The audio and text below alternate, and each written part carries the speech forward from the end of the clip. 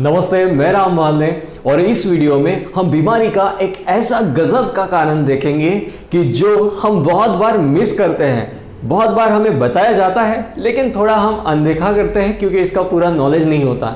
उस कारण का नाम है ऋतु संधि। क्या होता है ये ऋतु संधि सर जी?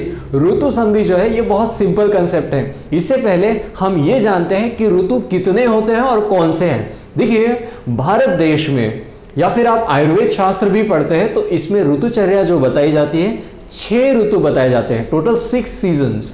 तो पहले 6 ऋतुओं के नाम जान लेते हैं। पहला है इसमें शिशिर, वसंत, ग्रीष्म, वर्षा, शरद और हेमंत। फिर से एक बार कहते हैं, आप भी मेरे साथ कहिए ताकि ये लर्न हो जाए, बहुत हेल्पफुल रहेगा आपके लिए। शिशिर, वसंत, ग्रीष्म, शिशिर, वसंत, ग्रीष्म, वर्षा, शरद और हेमंत, वर्षा, शरद और हेमंत।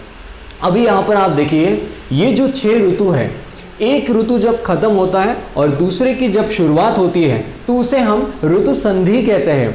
मतलब हम कहते हैं ना, सीजन चेंज हो रहा है ना, तो इसके कुछ आखिरी दिन और दूसरे ऋतु के कुछ पहले दिन, तो इसे हम ऋतु संधि कहते हैं। इस काल में बीमारियां होने के चांसेस सबसे ज़्यादा रहते हैं। तो अभी सर कैसे जाने कि ऋतु खत्म हो रहा है और स्टार्ट हो रहा है? एनवायरनमेंट में बहुत से चेंजेस होते रहते हैं, उससे भी हमें पता चलता है, लेकिन हम है ना आपको बताएंगे प्रॉपर डेट्स के साथ। देखिए, शिशिर ऋतु की शुरुआत जो है ये 15 दिसंबर के अराउंड होती है और हर ऋतु 2 महीने का रहेगा, तो 15 फरवरी तक ये रहता है। अभी ये डेट फिक्स नहीं है लेकिन इसके आसपास रहता है। तो इसके आसपास जो 8 दिन है, अपना खास ख्याल रखना है हर ऋतु संधि के दौरान। वसंत ऋतु के शुरुआत में ज़रूर सर्दी खांसी आपने देखी होगी और सुना भी होगा कि एनवायरनमेंट में चेंजेस हो रहे हैं, इसीलिए सर्दी खांसी हो गई है। अभी देखिए, वसंत ऋतु कब खत्म होता है?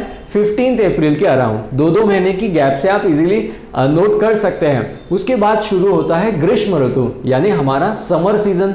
अभी उसके बाद है वर्षा। वर्षा यानी अभी जो चल रहा है। वर्षा ऋतु जब खत्म होता है तो शरद ऋतु स्टार्ट होता है। तो यहाँ पर अभी आप विशेष ध्यान रखें क्योंकि वर्षा ऋतु में वात का प्रकोप होता है और शरद ऋतु में पित्त का प्रकोप होता है, और ये भी बड़े कारण हैं बीमारियों के। तो इनकी जब संधि होती है, मतलब वर्षा ऋतु जब खत्म होने लगता है, तो उस समय अपनी हेल्थ का विशेष ख्याल रखें। तो इस तरह से ऋतु संधि में ख्याल रखना है। अभी सर जी ख्याल रखना है मतलब करना क्या है? ख्याल रखना है मतलब उस समय हमें थोड़े नियमों का पालन करना चाहिए। राजसिक और तामसिक आहार से थोड़ा दूर रहिए। उसी के साथ जो बाहर जाकर हम होटल में खाना खाते हैं या फिर गोलगप्पे, थोड़ा उसे आप रोक लीजिए। देन ठंडी चीज़ें, बहुत ठंडी चिल्ड वाटर जो है ये मत पीजिए। आइसक्रीम वगैरह, बाहर की चीज़ें जो है इसे थोड़ा अवॉइड कीजिए। पैक्ड फूड जो होता है इसे अवॉइड, वैसे साल भर ये चीज़ें करनी चाहिए लेकिन इस काल में विशेष ध्यान रखना है। आपके बच्चों का भी इस काल में विशेष ध्यान रखिए क्योंकि इम्यूनिटी पर सीजन के भी असर होता है। वैसे सारी बॉडी पर होता है। हम कितने छोटे हैं और ये ब्रह्मांड कितना बड़ा है, और इस विश्व में अगर इस प्रकृति में इतने सारे बदलाव हो रहे हैं तो जायज़ सी बात है हमारे सेल्यूलर लेवल पर भी इसका इम्पैक्ट होता होगा, और वो प्रतीत भी होता है। और हम देखते भी हैं कि सीजन जब चेंज होता है तो बीमारियां बढ़ती हैं। क्या ये वायरस, बैक्टीरिया, फंगस बाकी समय छुपे रहते हैं और उसी समय आ जाते हैं? वो वहीं पर होते हैं। वो हवा, पानी और हमारे आसपास की फिजिकल थिंग्स के ऊपर होती है और हमारी बॉडी के ऊपर असर तब दिखाते हैं जब हमारी इम्यूनिटी या फिर हमारा रिस्पांस कमज़ोर पड़ जाता है, और सीजनल चेंजेस के दौरान ये थोड़ा कमज़ोर होता है। तो इसीलिए उस समय अपना खास ध्यान रखें। और हाँ, मानसिक लेवल पर भी संतुलन बनाए रखें। गुस्सा नहीं करना है ज़्यादा। क्रोध जो है हमें पता है अपने आप के लिए बहुत नुकसानदायक होता है। ईर्ष्या जो है, मत्सर जो है, राग द्वेष जिसे हम कहते हैं, लेकिन ऋतु संधि के समय ये और घातक हो सकता है। ऐसी अमेजिंग बातें आपको जाननी अगर है तो आप 15 जुलाई से जो हमारा थेरेपी कोर्स स्टार्ट होने जा रहा है इसे ज़रूर ज्वाइन कीजिए। बहुत ही अमेजिंग कोर्स है। इस कोर्स में हम क्या पढ़ने वाले हैं, डिस्क्रिप्शन में सारी चीज़ें हैं, लेकिन फिर भी बता देता हूँ। देखिए, इस कोर्स में हम 50 डिसीजेस सीखने वाले हैं। एनाटॉमी के साथ हर डिसीजेस के ऊपर योगिक प्रैक्टिसेस कैसे हेल्प करती है ये हम जानेंगे। डिफरेंट एक्सरसाइजेस, सपोर्टिव एक्सरसाइजेस हम जानेंगे।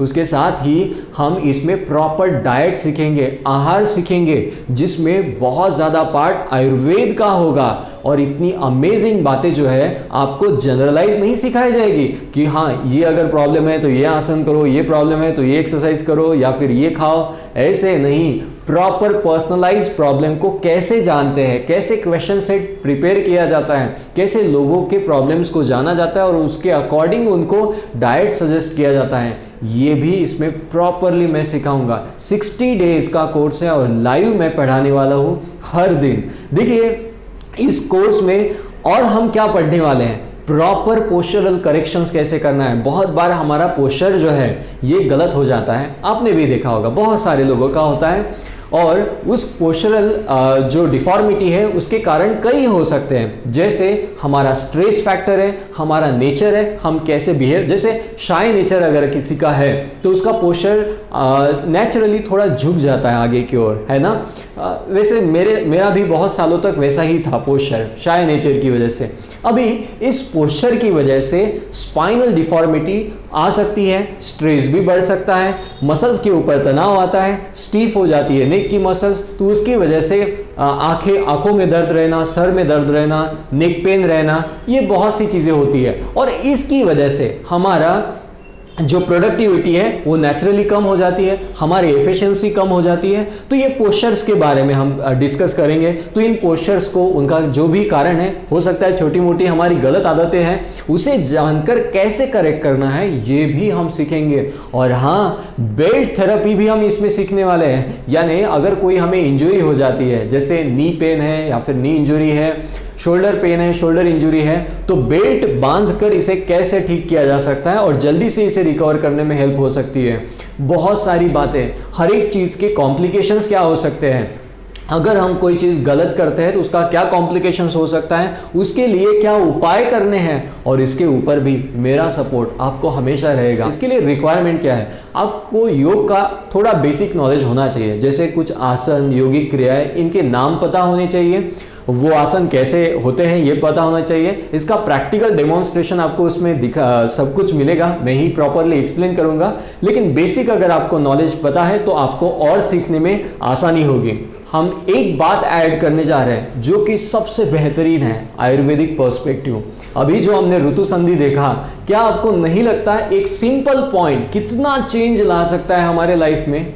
अगर हमें पता हो कि ऋतु संधि में ये प्रॉब्लम्स होते हैं, तो जैसे ही इन्वायरमेंट में चेंजेस आते हैं तो उस समय बहुत ज़्यादा मात्रा में खाना, बहुत तीखा खाना, बहुत खट्टी चीज़ें खाना, बाहर जाकर खाना, बहुत ज़्यादा गुस्सा करना, बहुत ज़्यादा व्यायाम करना, ये चीज़ें हम टाल देंगे, है ना। जागरण भी नहीं करना चाहिए ऋतु संधि के समय।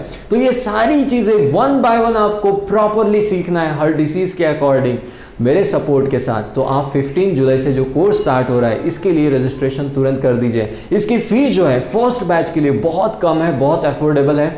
26,000 इसकी फीस होती है, लेकिन आपको इतना पे नहीं करना है। फर्स्ट बैच के लिए सिर्फ 5,999 इतनी फीस है।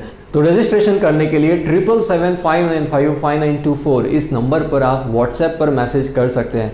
आपके जो भी क्वेश्चन है आप मुझे पूछिए इस कोर्स से रिलेटेड, मैं आपके सारे क्वेश्चन के आंसर दूंगा। आशा करता हूँ आपने कोर्स ज़रूर ज्वाइन किया होगा, अगर नहीं किया है तो आप एटलीस्ट आपके क्वेश्चन ज़रूर पूछिए।